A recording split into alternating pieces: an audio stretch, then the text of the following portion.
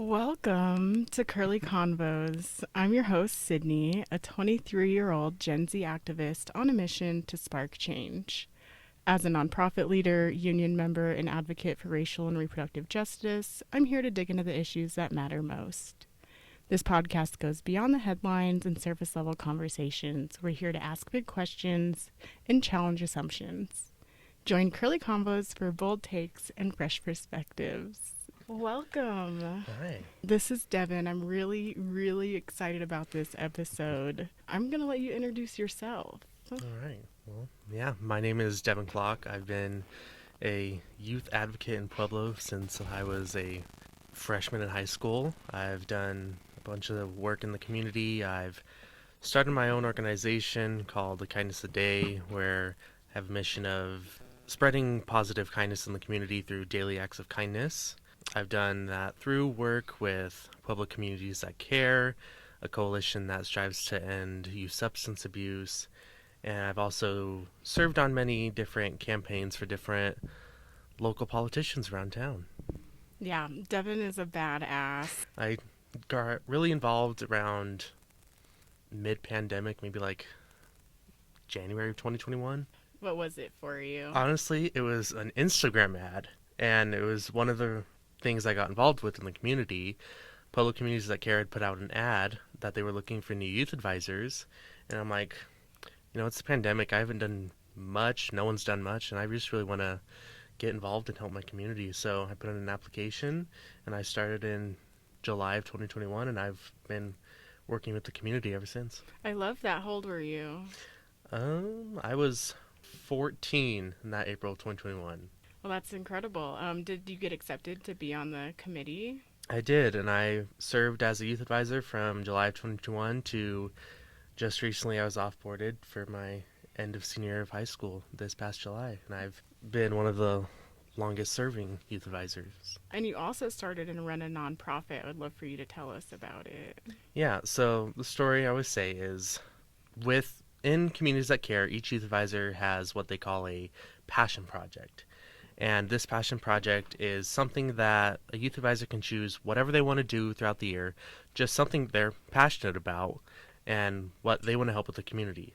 My biggest thing, I've always want to make the world a better place through kindness. And that's why I started A Kindness a Day. And simplest way to make someone's day better is by giving them a compliment, helping them with a task they need. Through A Kindness a Day, I started it on Random Acts of Kindness Day, February 2022. Total coincidence. I did not even realize it was Random Acts of Kindness Day, but that's history of A Kindness Day. It started on Random Acts of Kindness Day. The first act of kindness was simply just to help someone out and give them a compliment, or like I said, help them with any task they had. And the structure of it's the act of kindness to do for the day, a quote of the day, and then I usually do a song of the day as well. But, that first act of kindness, it was on a little Google site that didn't have its own domain, and we didn't even do song of the day back then. It's grown. I have my own domain now. I am an ambassador for the National Day calendar. So when a national day, say like Random Acts of Kindness Day or World Kindness Day or voter registration day or any national day that has to do with kindness or getting involved with community, that'll be the day's kindness. I like that a lot. You're very active politically, and that's also kind of how I noticed A Kindness a Day was through like your, endorsements and uplifting of local elected officials. What got you interested, or what kind of shifted in A Kindness a Day that led towards more of that political work? For me personally, the world of politics, I got heavily involved in the 2020 election because, I was in third or fourth grade when Trump got first elected in 2016. And, I hated the man back then. But in 2020, I finally just was fed up with him and how he handled the COVID response. I think that was the big thing that got me into the world of politics. So the reason that's why I wanted to join out in my community. But through Kindness Today, I realized now I have all these community partners and I know so many people. So I started to reach out to different political candidates from the local races up to the state races, and I started the A Kindness a Day political guide in 2023, and I also did it in 2024. But originally I did it in 2022, a demo version where I had an interview with Kim Archuleta. I met her when tabling for Kindness a Day. And that really sparked the voter guide that I wanted to do. And so on the primary election day in 2022, I put out the day's kindness. It was the interview with her, as well as a written interview question with former Mayor Pueblo Gradisar and Attorney General Weiser. Had some questions from him. So that's really where the politics of a kindness a day started. And so I'm like, I could turn this into something that I could have every politician on. So in 2023, I created questions for each local and state race that was happening and sent them to all the candidates. Some of them didn't respond, but most of them got back to me. And I was able to make endorsements from races then. The questions I asked were, how do you exhibit kindness in your world? I asked them what their three main goals were in their first year of office. And then I'm big on ethics, so what's an ethical dilemma that you've had to face? Those were how I made the recommendations and endorsements on different ballot guides and candidates themselves. And I did that in 2023 and 2024. What are some positive traits you like to see in candidates? I think really enforcing morality. Some people just don't have the morals and ethics to lead, and we see that in politics Everywhere. constantly. Yeah. And I think that's the biggest issue with some of the candidates I saw. But some of them, they have good morals and really want to help out their community. They're very ethical and willing to actually help our community. Yeah. And Devin is also involved in the Young Dems group that I help co-lead. It has been for a while now. Mm-hmm. What makes you a Democrat? I think, like I said, along the lines of ethics and morality. Those values, they co-align more with the Democratic Party than, say, the Republican Party. You know, the big thing is socially liberal and fiscally conservative, but I would say I'm definitely more Democratic, both social and fiscally. Absolutely. And you've done some really cool things, I think this year, maybe last year. But I'd love for you to talk about like some big achievements because you've really been traveling and doing a lot. Yeah. So in the world of politics, this past year I did the United States Senate Youth Program. And it's a very exclusive and selective program where only 2 high school juniors and seniors per state, so 104 kids get accepted. And I got to spend a whole week in Washington, D.C. this past March, where I got to meet some really cool people, met some student individuals that are like-minded like me that really want to get into the world of politics. And throughout the week, we were able to connect and meet with, it was a brand new Trump administration. So it was March. It was still in the transitional phases. We got to meet some people who, I've hated for a long time, but I was willing to listen to them and hear what they had to say. And it was cool because we had the opportunity to ask them questions. And so, we met with Secretary of Defense Hegseth and Secretary of State Marco Rubio, but we were also able to meet our senators at the annual Senate reception, where we're all lined up in a room and we get to meet our 2 senators and see everyone else talk with their senators. I have a picture with Bernie Sanders, and that's my proudest achievement right now. Yes. But it was just all in all a fun week where I got to learn what happens on the day-to-day basis in the politics on the national scale in the big city of Washington, D.C. The biggest impact that week on me, one of the days, it was Wednesday. In the morning, we went to NASA headquarters, and I got to see another division of the government that you don't really think of when you think of government.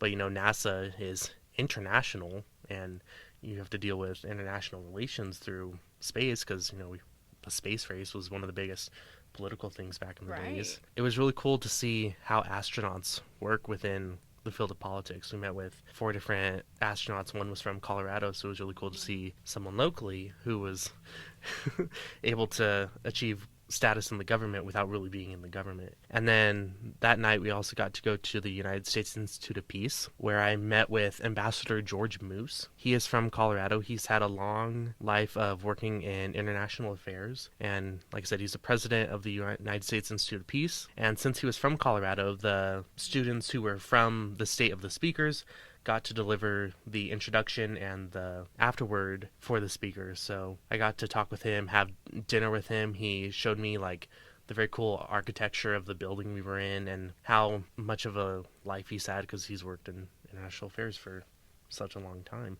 So I think that was the most influential part of that trip. But yeah, that was a really fun part of my political experience. I've also gotten to go to a 4-star leadership camp with General Tommy Franks. It is out of Hobart, Oklahoma, a small town in little rural Oklahoma, where I think around 70 kids were able to come to Oklahoma, meet with different leaders. It was very military focused. It was really cool to see the side of that in politics because we got to meet different leaders, generals, and sergeants. But we also got to meet with, like, I met the Oklahoma State Attorney General and how crazy he was, but I got to meet with him. And it was really cool because that program is definitely a little bit more Republican sided, but it was really cool because, me as a Democrat, I got to speak with people who I don't usually get to speak with, Right. and have honest conversations about, the world we live in today. This past year, I was a counselor for it, so that was a really cool experience for me there. But outside of politics, I've done a lot within my school, particularly in DECA. Yes. I was the state president for Colorado DECA for 2024 to 2025, and the District 9 rep for 2023 to 2024. I got to serve on an organization I love so much on the state level, and DECA is an organization that teaches students the future of business, marketing, and entrepreneurship through different competitions and ways they can get involved. I really love DECA. It's probably had the most impact on my schooling. I would never ran for state office if it didn't have that much of an impact. In April, at the international conference, I ran for the high school division president because, I love this organization so much. I wanted to give back, but I lost that election and I dealt with that loss. But now I'm excited to go on to my own journey in Washington, D.C. and be involved in other things. I'll always advocate for career and technical education. That's been a big thing for me because that's what DECA is. And I love the journey that it gives for students. Yeah. So what does your future look like? What are your goals?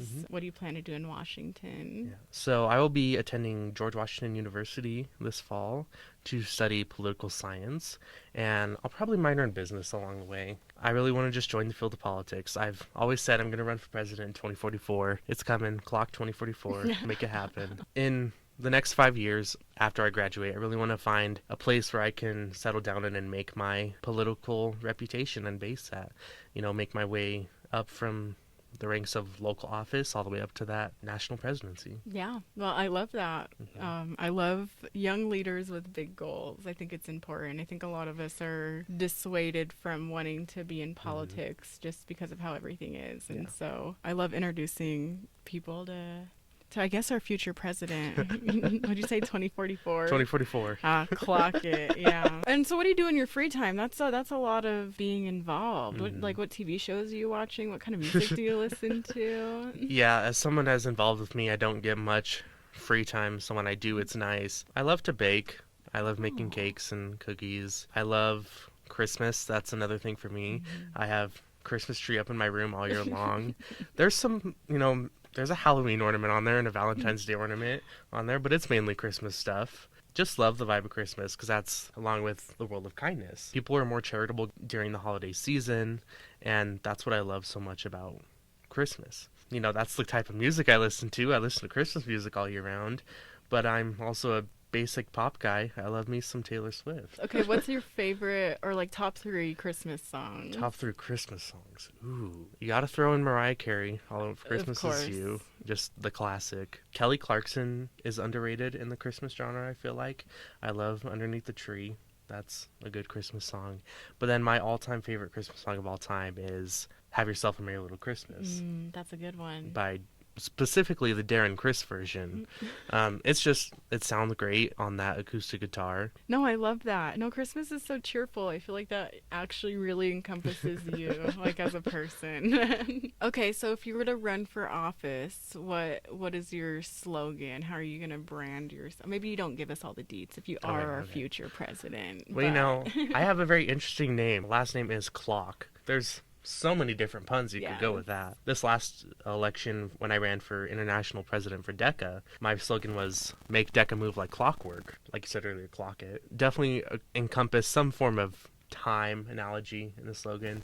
I'm still workshopping it, but yeah, it's coming. Hold on, I hear some buzzing.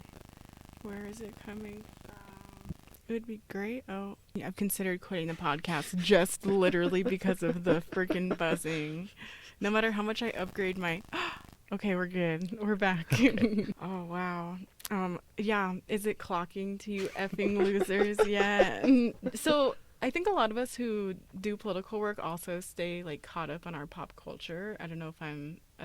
We just spend a lot Yeah. of time watching things. What is your favorite meme or TikTok right now? Oh, I just keep seeing that TikTok of the lizard, lizard, lizard, lizard, lizard.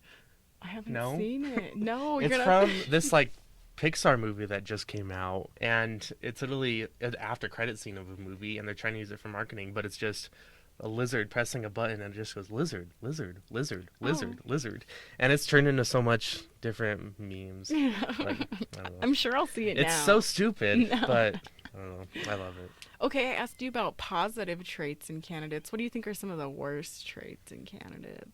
I think when a candidate is not able to talk with the people that they're trying to run for, Oh, so many. yeah, so many. When they don't want to have one-on-one conversations with someone, or don't submit their answers to the Kindness Today voter guide. Submit them. But I think just really candidates need to learn how to talk to their constituents. Right. That's the biggest thing. Like you can give a speech on a stage all you want, and that'll help some people, but some people have questions and they want the answers to that. What was your childhood like? Do you think any of that kind of shaped you into being what you are today? Yeah, I definitely think so. I love my family. They've raised me to be a good, honest man. My mom is a small business owner, so she deals with the struggles of politics every day too. And I hear that side of it. My stepdad's an engineer, so I hear that side of politics too. They're not on the same political side as me, so we get to have these conversations that I love, and it's just honest conversations that I need to be prepared for a future in politics. It's true. Having conversations with the other side and understanding where people are coming from, Mm-hmm. and that's where they've raised me to be. So Yeah. I thank them for that. Some of my favorite streamers only intake like news from the opposing side, Yeah. so they can have more perspective. In my opinion, I think like people who are really, in the thick of like the Democratic Party or the Republican Party, like we're not trying to hear each other at all, and I think that is a huge issue. I mean, so many other huge issues, but I agree. As much as we hate it, bipartisanship is something that has to happen sometimes. You work with everyone on a daily basis on opposite sides. So coming together and finding that common ground. We all have issues that we'll never agree upon, right. but there are some that we'll agree upon 57% of the time. Yeah, that was the really big thing I saw with MAGA, and especially like the shift in specifically MAGA electeds. Like they aren't interested in any kind of bipartisanship or finding a center ground anywhere. So we're ending up in these horrible circumstances. What is something you're the most afraid of, like for your future? I think honestly, just whenever you're a political candidate, people will look up your background and will look up anything since the day you were born. I've never done anything bad, but they always try to turn something good that you've done against you. People finding something really great I've done and trying to turn that against me. That's the things I'm nervous for. But you fight back with positive messaging, and that's how you win. Yeah, well, if you ever need me to delete this episode, just text me. Are you going to continue to be involved in the Democratic Party, you think, in Washington? Or are you going to seek learning more through bipartisanship? I think I'll definitely be involved with the Democratic Party in DC. There's a College Dems chapter at GW I'm likely going to join. There's so many clubs at GW. It's a college in the epicenter of politics. So there's so many different political clubs there. There's one called Bridge USA. They're a national organization that really just brings people of different sides together to have conversations, not arguments, just honest conversations. I've met the founder multiple times because he spoke at the Oklahoma conference I just talked about earlier. And his goal was to just have honest conversations, not just hear from one side or the other, but bringing people together and hearing why people agree with some things and why they don't agree with some things. Obviously, if I don't address this, I'm an idiot, but a lot of, specifically like the leftists in the Democratic Party have really been missing the mark with young people. What is your take on that, and do you have any advice, like if we want to do better going forward?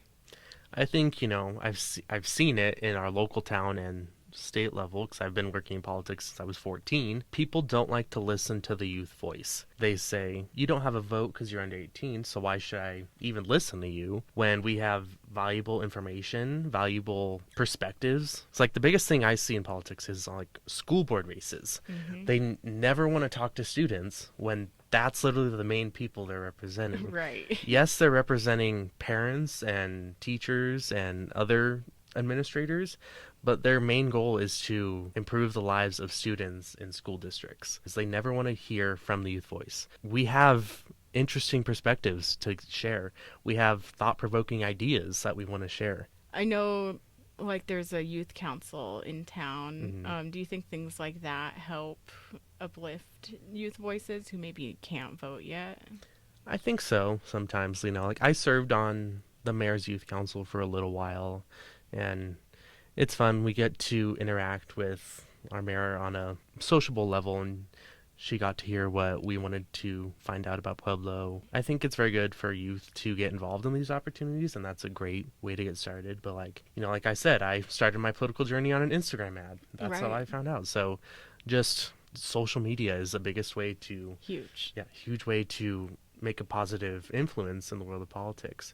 Anyone can start a podcast. Yep. Anyone can talk about politics on social media. They can share posts from candidates. They can share thoughts from different people and have conversations that they can't have in person, but they can have online. Actually, a lot, like, for example, like Jack and like Mm-hmm. myself, like, we were all very inspired by social media. Mine Mm-hmm. was like watching George Floyd die, unfortunately, but Jack was watching January 6th, and that's what Yeah. got him involved. And now you're also telling me that, social media is something that got you involved, and they do social media, but it doesn't hit because it's not the youth doing the social media pages. Does that make sense? Yeah. Like, your social media managers need to Gen also Z be young. interns. Yes. And paid interns. Let's stop with Yeah. this free interning stuff. That's ridiculous. People can't survive out here. What do you hear from like other young people when you tell them that you do all of this work? They say like, "Oh, that's really cool." I could never do that. I think they're just not interested in it because, like I said, we're under 18. They don't have a vote, so a lot of them just don't care about what's happening in the world of politics. So they're like, "I hope you do great in that journey." And, they're focused on school work or Right. I other mean, I things. partied in high school. I Yeah. definitely wasn't paying attention to politics. Yeah. I think it's just like, people like me who want to have that early start, get involved in that young age and find that experience and see what ways I can get involved. Right. So you're born with it or you're not. That's what that's I'm just kidding. Everyone can get involved. And again, like I'm going to emphasize what Devin said. Like, it's very easy to share a post Mm-hmm. or learn about a candidate through their website and start interacting with them. And you don't have to be able to vote to be able to go to like the forums they Mm-hmm. hold, and to be able to interact with them in that way, or to go to city council meetings, or to go to school board meetings. There's not an age limit to everything. Host a forum. You can have a student forum. The people at high school, they do a candidate forum for a lot of the local elections. I really like that. And it's also the support systems, right? Like, young people can't navigate it alone. And I think a lot of the older people hear us say, like, this is how you need to improve. And they interpret that as, like, get out of our way. But we need good mentors. We need people to help, instill that institutional knowledge and guide and be a voice of like, hey, this is how we used to do it. You don't have to do it this way, but like, here's kind of a blueprint that you can work off of. Have you had any really good mentors while you've been doing your work here? Definitely the people's campaigns that I've worked on. I worked on Commissioner Lucero's campaign. He was a big influence this past year. Oh, yeah. I worked on Treasurer Archuleta's campaign when she ran. She shared a booth space with me at an event. She had her campaign materials, and one side I had my Kindness a Day materials. Like I said, she was the one who got me into the world of politics because Right. I met her tabling. So just the connections I've been able to make that. There's so many leaders in this town and so many people that do good work. It'd be hours if I had to list them all. Yeah. Yeah. But there's so many great people who not are just elected officials, but people who do advocacy work like Sid. And there's just so many good people. Yeah, I'll be a better leader one day. I have some growing to do, and I can admit that. I've always been inspired. My community is everything to me, and I Mhm. think that's why I continue going. And, and being a Democrat isn't easy, and it's not popular within our generation. But, people like you and people like Jack and a lot of the people I have on are like who I want to be. Like I want to see parts of you and myself and the kindness and the patience. And as we've been filming this episode, I've really been kind of realizing like you're actually a different perspective that I'm bringing on the podcast, because usually I've been historically bringing on like very staunch left leaning people. Well, I And still have those values, oh, but you always I have to just know. listen to the other side. Yeah. The way you win elections is you understand why they're voting that way, Yes. and you get into the details of how they're voting that way, and then that's how you share your messages. I think people are just really scared. They just want to Mhm. be able to raise their families and eat and have a house. At the end of the day, the parties tend to talk about a lot of issues that don't have anything to do with those three core Yeah. things everyone really cares about. Yeah.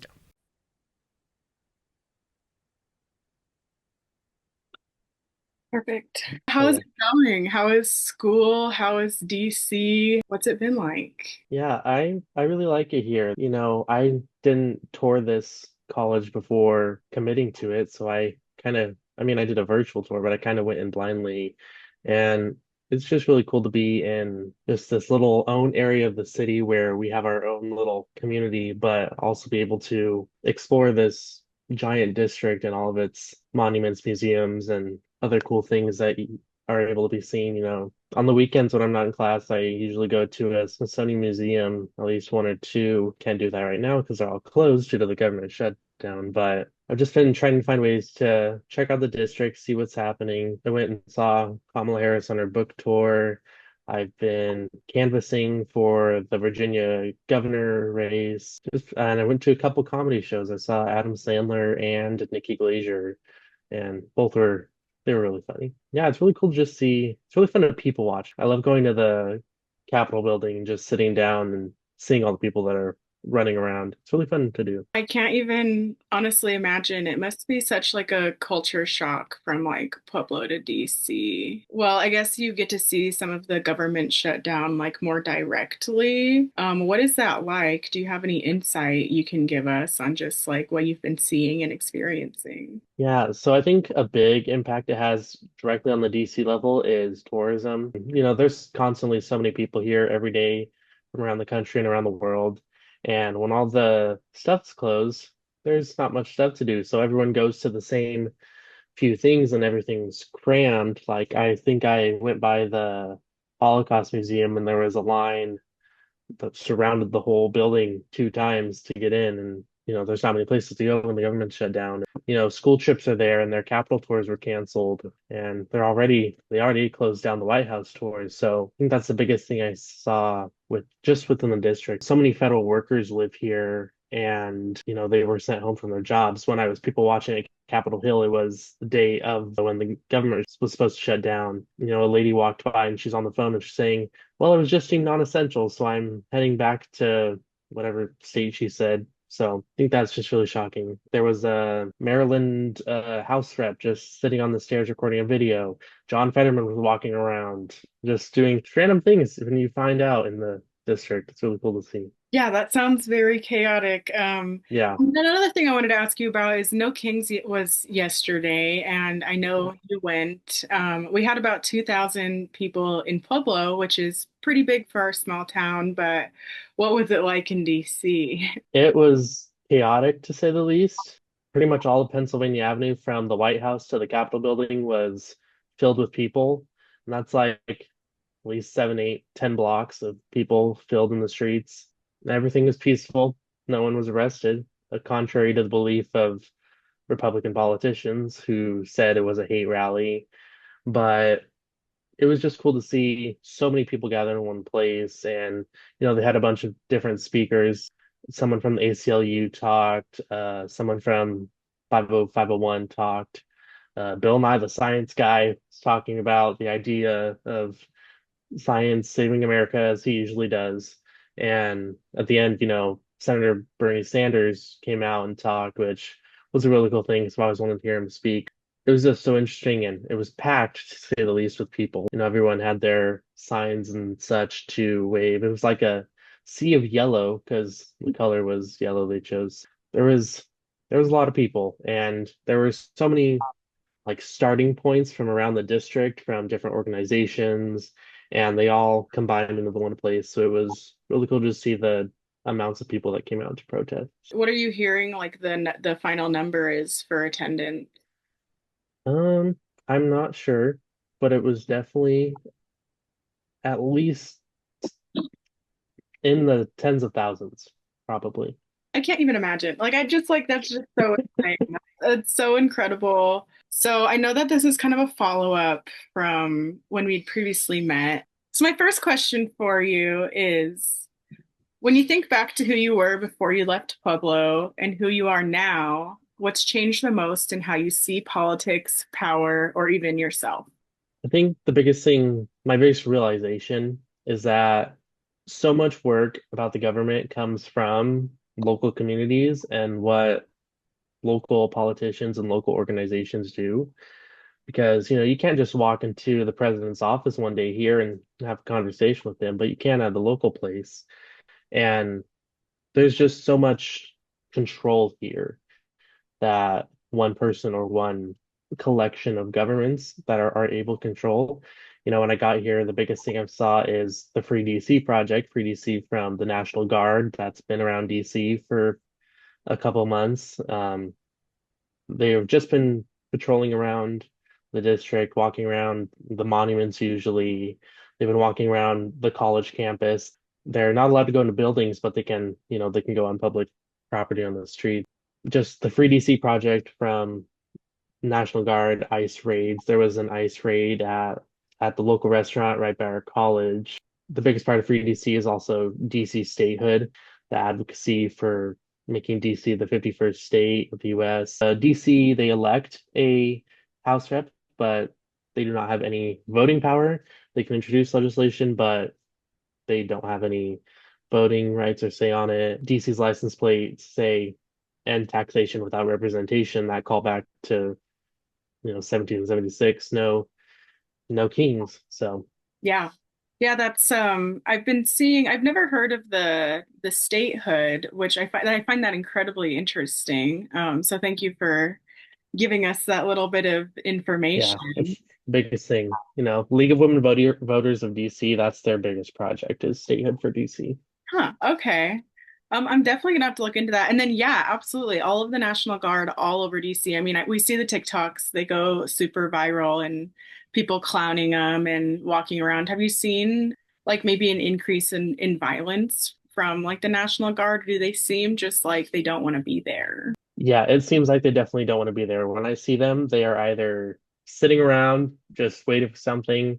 They were sitting at the Starbucks yesterday drinking a chai latte, you know, because it's like, yeah, they don't want to be there. They'd rather be anywhere else instead of just patrolling a city that did not need them at all. Now that you're in DC and seeing national politics up close, do you still feel the same way about nonpartisanship, or has your idea of bipartisanship shifted at all? When I define bipartisanship, it means coming together on political issues. That means like, should we put a roundabout in this area of town? Should we start this infrastructure project? Bipartisanship ends when it's a conversation on morals. When someone says, I don't think this person should be able to get married because of their sexual identity, or this person should be shipped away to another country because of the way they look. I think that's when having conversations end and when the concept comes down to morals. Because you can have talks and arguments about politics and values like that, like what's the budget for the year, but that ends when the topic of morals comes up. Absolutely. Yeah, when it just goes into human rights. I Yeah. absolutely agree. And I think that's a great like clarification from our last episode because I think there are lines to bipartisanship, as you pointed out, like human rights, immigration rights. I mean, they're all kind of in the same vein, and you cannot dismantle our Constitution and then claim that people aren't being bipartisan. That's crazy. I've been walking around. The one day I just went up to Capitol Hill and walked around the senator offices. Like I went into Hickenlooper's office and I just walked around and talked to some of the people there. And it's interesting to see that within that one building, there's offices of Democrat and Republicans and right next to each other. And they all just talk to each other. You know, the politicians, they may have their own views and everything, but the people working in that building, they all talk to each other, whether they're representing a Democratic House rep or senator or a Republican House senator rep. The people working in those offices, they're there to work, an honest living and they're being a federal worker. Yeah, and our federal workers aren't being paid right now, which is also a huge thing. The National Guard isn't being Mhm. paid. All the aides aren't being paid. That's a huge convo we're having down here as well. In Pueblo, there's so much divisiveness, and like the politicians don't talk to each other and they don't want to interact with each other and they don't interact with constituents. Was it like surprising to go to DC and see them just making videos on the steps and like chatting in the hallways? Yeah, it really was. 'Cause like when you come here, it's really easy to just talk to a politician. They're roaming around. This is the area, this is their work. It's really easy just go into their workplace and talk to them because it's not just by appointment only. They're walking around, they're going to their different offices, going to different votes. Like I said, I met John Fetterman that one day. He's just walking around. So I talked to him a little bit. There's so many different news organizations covering everything, and it's just cool to be able to talk to everyone without having to make it so official. No, absolutely. So, what does your day-to-day look like now, and what initiatives are you working on? I know you mentioned some canvassing. My main priority right now is college and classes. So I eat breakfast, lunch, and dinner every day because we have a dining hall that sometimes it's good, sometimes it's bad. And then the classes are really cool because you get to see so many different variations of classes. I have a comparative politics class that has 212 people in it. And then I have a writing class that only has 15 people in it. It's interesting to see the different types of classes that I get to go to and the different topics we get to cover and the different opinions that people have on different things here. Because while this college may be a heavy liberal campus, there are a lot of Republicans on this campus. When I went to the org fair, the GW Dems, the Gibber Republicans, they share the same table. And once in a while, they host a debate. I think the first one's coming up soon, so I'm excited to go see that. It's one of the most anticipated events on campus between the two Democrat and Republican chapters. Besides that, I'm still doing a kindness a day from here. I've really ramped that up with my daily postings, and I just put out the third annual political guide with interviews with the local candidates in Pueblo and the ballot initiatives as well. So go give that a look. I'm doing a lot of canvassing. We use the metro to go to Virginia and we can go to Maryland as well. And we've been canvassing for the Abigail Spanberger campaign. She's running for Virginia governor. It's really cool to just see how these little spots around the country, they all work out, they elect their own individuals and they make their own rules for their state, how that works, and see how the values of one state differ from one state. Colorado, we have our own values of like, protecting water and wildlife. That's not a value in Virginia. So we really just talk about key priorities in Virginia. What are some like organizing tools or practices that you've learned that you think you'd like to share or see happen in Pueblo or in smaller communities? Coming from a college student, there are people tabling at this place constantly, and there's so many different parties other than the Democrats and Republicans that table here.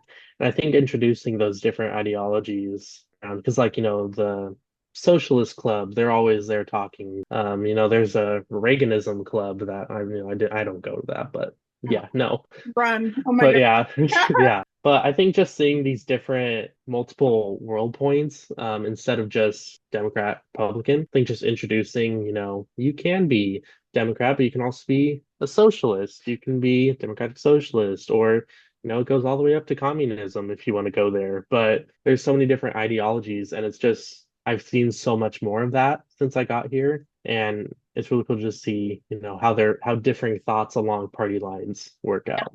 No, that's really cool. I really like that. Yeah. And I think we see that not so much here, but like in Fort Collins and the Boulder areas where there's just a lot Hmm. of engagement on campuses. And I Yeah. absolutely agree. So I know you talked about you still put out your political guide for this year, which I saw, which I was really excited about. How else are you trying to stay connected to Pueblo? And what ways are you trying to move away? Yeah, I love Pueblo as a city as a whole. And I think the biggest thing I miss is the food. Green chili. There's no authentic green chili out here. It's one of the biggest things I miss. I talked earlier about how Pueblo politics is so polarized. It's very heavily polarized here, but people have so many conversations here about it since it affects the lives of so many people, and they're not afraid to just go into their government offices and complain. What I miss is the idea of just a small community because so many people in Pueblo, when you go to an event, you're bound to know at least two people probably. That's not going to happen when you're in DC.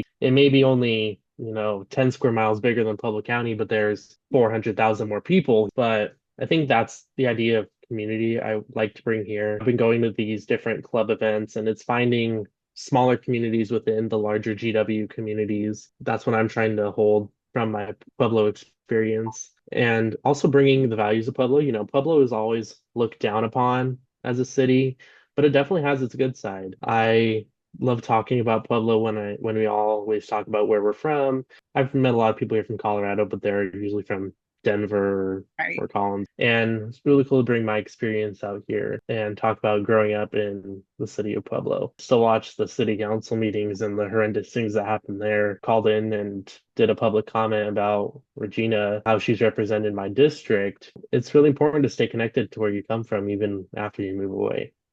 But we definitely miss you. I've been able to meet so many interesting people. One night I went to an event with some of my friends where I got to meet Dr. Sanjay Gupta and Dr. Anthony Fauci. Those are Fauci was one of the most pivotal people during the COVID administration. Now he's just, on a book tour. And it's really cool to just see there's so many high profile people here, and the people who've been here for so long, they just don't really care because they're so used to it.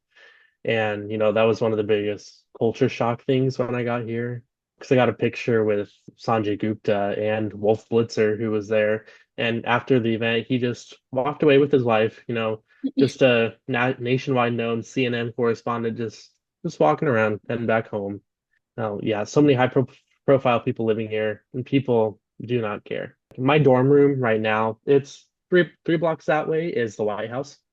Wow. And yeah, it's really interesting to see because like the motorcade drives by constantly and I can see it right outside of my window. And, it's like the president literally just drove by my house. That never happens anywhere else. It's really interesting to see just the daily life of a DC resident happenings. What would you tell to other young people who are maybe scared to leave their hometown but have big aspirations? I think what I would say is don't be afraid, just do it. I was kind of sad coming out here, leaving my small town of Pueblo, but wherever you're going, there's so many opportunities, whether it be joining a club on campus or going to events around the town you're in, and just being able to immerse yourself in a new culture the way you weren't able to see in your own town. And kind of on that same line, what is your advice to young people who want to get involved and do the work that, you do or I do? Again, don't be afraid. And if you don't know what to fight for, look at your morals. What are you passionate about? Like, what excites you about organizing or politics? Or what one issue do you want to fight for? And when you find the issue, go to a place that fights for that issue. Yeah, absolutely agree. Yeah, you just have to, showing up is the hardest Yeah, and easiest part all at the same time. Like it's never very convenient. true. Showing up is probably the least convenient thing, but it is what makes a difference. Well, Devin, any final messages for the people? The youth are the future of our democracy. We don't know how politics will look in the next 10, 5, 2 years. So listen to the youth. Listen to the people under the age of 18 because they are the future. I appreciate you. I'm really excited for your journey. You can always call me. I'll always be around for you. I still do want to be your Secretary of State. In that, I'll mark it on my calendar to be free that year. Secretary Sydney. Or maybe who the person who like Caroline Levitt. What's Uh-huh. her job? The press secretary. Yes.